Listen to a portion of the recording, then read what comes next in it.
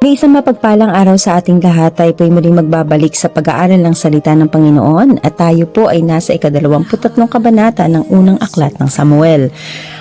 At bago po tayo magpatuloy, tayo po muna'y dumulog sa panalangin. Ama naming Diyos, minsan pa kami po'y lumalapit sa iyo ng buong puso at buong pagpapakumbaba. Dalangin namin, Lord, na samahan niyo po kami sa pag-aaral ng iyong salita. Buksan niyo po ang aming spiritual eyes, ang aming spiritual ears.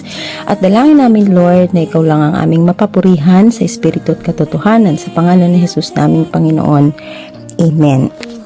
Verse 1, dumating ang araw na sinlakay ng isang pangkat ng mga Filisteo ang Keila at sinamsam ang trigo sa gikan. Nalaman ito ni David, kaya siya ay sumangguni kay Yahweh. Lalabanan ko po ba ang mga Filisteyong ito? Oo, sagot ni Yahweh, labanan mo sila at iligtas mo ang Keila.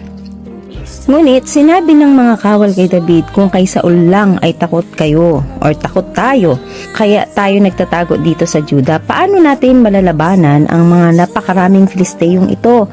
Kaya't muling sumangguni si David kay Yahweh. Ang sagot naman sa kanya, pumunta kayo sa Keila at pagtatagumpayin ko kayo laban sa mga Filisteo. Ayan, so dito makikita po natin, no, may umatake sa Keila at si David ay tinanong ang Panginoon. Sabi niya, Lord, sasalakay po ba kami? Ayan, so hindi agad kumilo si David. Nakita natin na nag-inquire siya kay Lord. Ano po? Yung inquire po sa salitang Hebrew ay sha'al, no? Or to seek guidance intentionally. Kumbaga talagang hindi ito pakitang tao, kung talaga intentionally niya talagang ginawa yung pag-ask ng guidance sa Panginoon. Alam niyo po, hindi lahat ng opportunity ay galing sa Panginoon, no? Or kahit natatakot ang mga tao ni David na sumugod, no? Sumunod pa rin siya sa instruction ng Diyos and God gave him victory. Sometimes, alam niyo po, kahit malinaw yung mensahe sa atin ni Lord, no? Pero dahil may mga tao na negative ang tingin or dahil sa takot or sa pangamba, ano po, dapat tayo po bilang isang leader ay nakatuon pa rin sa kung ano yung dealing ng Panginoon. So verse 6, sabi po dito, nang si Abiatar ay tumakas at magpunta kay David sa Keila, dala niya ang ephod. Nabalitaan naman ni Saul na si David ay nasa Keila at sinabi nito, sa wakas, niloob din ng Diyos na mahulog sa mga kamay ko si David sapagkat pumasok siya sa isang lugar na napapaligiran ng pader at bakal. Mga pintuan. So, tinipon niya ang lahat niyang tauhan at pinapunta sa Keila upang palibutan si David at ang mga tauhan nito. Nalaman ito ni David, kaya sinabi niya sa paring si Abiatar, dalhin mo rito ang ephod, at sumangguni siya sa Diyos. Yahweh, Diyos ng Israel, nabalitaan ko pong wawasakin ni Saul ang Keila sapagkat nalaman niyang narito ako. Totoo po ba ito? Pababayaan po ba kaya ako ng mga taga Keila? Nadakpin ako ni Saul. Isinasama ko po, Yahweh, Diyos ng mga Israel, nasagutin niyo ako sa bagay na ito. Sumagot si Yahweh, oo, lulusubin nga ni Saul ang Keila. Nagtanong muli si David, pababayaan po ba ng mga Keila na ako'y dakpin ni Saul pati ang aking mga kasama? Oo, pababayaan nila kayo, sagot ni Yahweh. Dahil dito, iniutos niya sa kanyang mga tauhan na nooy halos 600 katao na umalis na doon at magpalipat-lipat ng lugar. Nang malaman ni Saul na si David ay nakatakas, hindi na niya itinuloy ang balak na pagsalakay sa Keila. So makikita natin dito yung isang karakter na si Abiatar, no, isa siyang pari. Dumating dala ang ephod. Yung ephod po, simbolo siya ng pag-alam, pagsiyasat ng kalooban ng Panginoon. Dahil dito, nalaman ni David na ipagkakanulo siya ng mga taga-Keila kay Saul.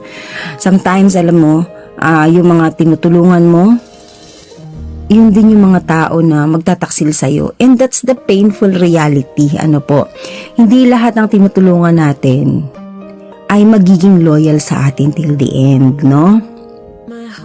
Balit makikita po natin dito, though yun yung mangyayari, pero si Lord, grabe siya, no? Hindi siya ibinigay ng Diyos sa kamay ni Saul. Ano po? Kahit ipagkanulo ka pa ng tao, hindi ka pababayaan ng Panginoon. Yun yung napakasarap na makita, no, sa kwento na to. So, sabi dito, verse 14, si David ay nagtago sa ilang at maburol na lugar ng Ziph. Araw-araw hinahanap siya ni Saul, ngunit hindi itinulot ng Diyos na makita siya nito. Ayan, grabe, no, yung protection ng Panginoon. Basta ikaw ay nakikinig at sumusunod sa Kanya kahit gaano pa kadelikado, no, nandun pa rin yung Kanyang protection.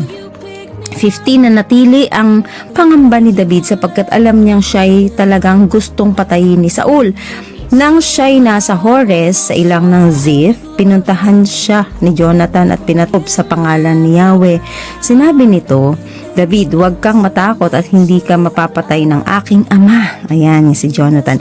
Ikaw ay magiging hari ng Israel, magiging kanang kamay mo naman ako. Alam na ito ng aking ama. At ang kanilang pagiging magkaibigan ay muli nilang pinagtibay sa harapan ni Yahweh pagkatapos umuwi na si Jonathan at naiwan naman sa Hores si David. Alam niyo, napakaganda ng story na to kasi si Jonathan, no, na dapat siya yung magiging next king kasi siya yung rightful heir, no, kung saan 'di ba ang mga nagiging king is supposed to be dapat yung firstborn ng king, no, or yung anak na kung saan ay talagang may kapasidad, no, ng hari, no po. Pero dito makikita natin instead na ipagkanulo ni Jonathan itong si David kasi nga para maisakatuparan na siya yung maging king, nagtitiwala at dito si Jonathan na yung kalooban pa rin ng Panginoon yung masusunod. So instead na maging bitter siya, instead na maging way din siya ng ikapapahamak ni David, nakita natin dito yung pagkilala ni Jonathan sa pagtawag ng Panginoon, no, sa paghirang ng Panginoon kay David. Kaya talaga yung support nandoon. Ano po? So makikita natin dito, no, na pinalakas ni Jonathan yung loob ni David, ano po. Kaya minsan, no, kailangan natin ng mga taong hindi ka ilalayo sa Diyos, kundi itutulak ka niya, papalapit sa Kanya, or papalapit doon sa layunin niya sa'yo, no? Para maisakatuparan yung layunin niya sa'yo. So, hindi siya nagbigay ng basta comfort, no? Kundi inalala niya ang pangako ng Diyos kay David. Alam niyo po, yung mga totoong kapatid, totoong kaibigan, no? Sila yung nagpapalakas ng faith natin. Hindi lang ng ating emosyon, no? Sa mga panahon na tayo nanghihina, sa mga panahon na parang tayo ay nag-aalala, no, pinapaalala nila sa atin yung magandang plano ng Diyos sa buhay natin. And in that way, no, mas magiging mai-encourage tayo na gawin kung ano yung ipinapagawa sa atin ni Lord. 19, sabi dito, ang mga taga-Ziph ay nagpunta kay Saul sa Gibeya. Sinabi nila si David po ay doon nagtatago sa lugar namin sa Hores, sa kaburulan ng Hakila, sa gawing timog ng kagubatan ng Jesimon. Alam po namin gustong-gusto ninyo siyang mahuli. Puntahan ninyo siya roon kung kailan ninyo gusto at tutulungan namin kayo sa paghuli sa kanya. At sinabi ni Saul, pagpalain nawa kayo ni Yahweh dahil sa pagmamalasakit ninyong ito sa akin. Mauna kayo roon at tiyakin ninyo kung saan siya nagtatago at kung sino ang nakakita sa kanya. Alam kong mahirap siyang hulihin. Kaya't tiyakin ninyong mabuti kung saan siya nagtatago, sa kanya ibalita sa akin kung naroon pa siya. Sasama ako sa inyo para dakpin siya kahit nahalugugin ko ang buong Juda. Ayan, nakita natin may mga sumbongero din pala that time, ano? So nagsinumbong nila kay Saul kung nasaan si David, no? Another betrayal to and another broken-hearted, no? So si Saul, makikita natin dito, ginamit niya rin yung pangalan ng Panginoon. Sabi niya, pagpalain kayo ng Panginoon. Alam niyo po, minsan, ginagamit ang pangalan ng Panginoon sa maling intensyon. Ano po, hindi lahat ng nagsasabi ng God bless ay tama ang puso. Ayan, so maging maingat po tayo. So verse 24, sabi dito, At sila'y nauna kay Saul papuntang Ziph. Si David naman at ang kanyang mga kasama ay nasa ilang noon ng Maon sa Araba, gawing timog ng Jesimon. Lumakad si Saul at ang kanyang mga tauhan upang hanapin si David. Hindi lingid kay David na hinahanap siya ni Saul, kaya nagtago siya sa ilang ng Maon. Ngunit sinundan pa rin siya ni Saul. Samantalang nasa kabilang panig ng bundok sina Saul, sina David naman ay nasa kabila at walang ibang mapuntahan. Masusukol na lamang sila nila Saul. Nang dumating ang isang tagabalita at sinabi kay Saul, magbalik na po kayo at sinasalakay tayo ng mga Filisteo.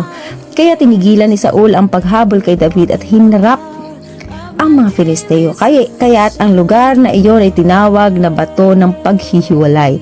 Mula roon, si David ay nagpunta sa En-Gedi at doon muna nanirahan.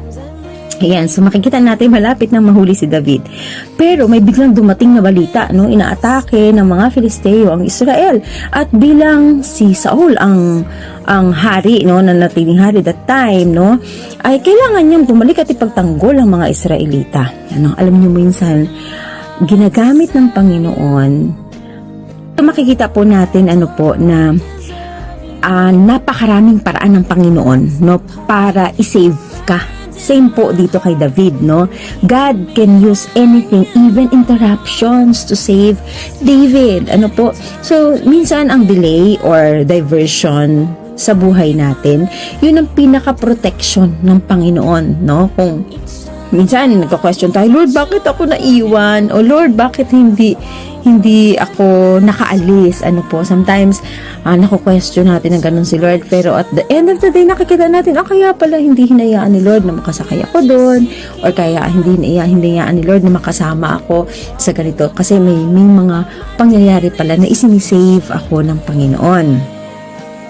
Ang ganda po ng Kabanata 23 kung saan napakaraming lesson ang ating makikita. Una, makikita po natin dito, consult God before you move. Sa ating mga desisyon, sa ating mga plano sa buhay, dapat lagi nating kinukonsulta si Lord.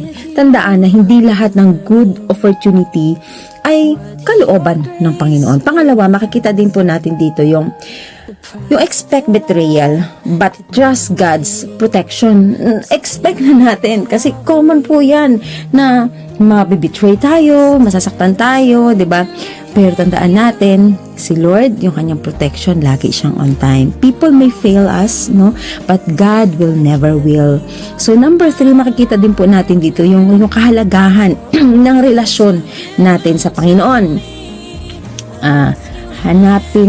Kagaya dito, no, hanapin mo ang Jonathan sa buhay mo. Hanapin natin yung friend, yung real friend sa buhay natin. Hindi lang siya kasama, kundi tagapaglakas ng ating pananampalataya at tagapag-push sa atin, no, sa kalooban ng Panginoon. Makikita rin natin sa kabanatang ito na God can use interruption, or God can interrupt things or situation to protect us. Ano po, yung akala mong hadlang, minsan iyon yung sagot ng Panginoon para ikaw ay maingatan, no? Ayan. So, makikita po natin dito na kung ang buhay natin ngayon ay tulad ng kay David, no? Tumatakbo, napapagod, minsan natatakot, tandaan mo, hindi ka nawawala sa mata ng Diyos, no?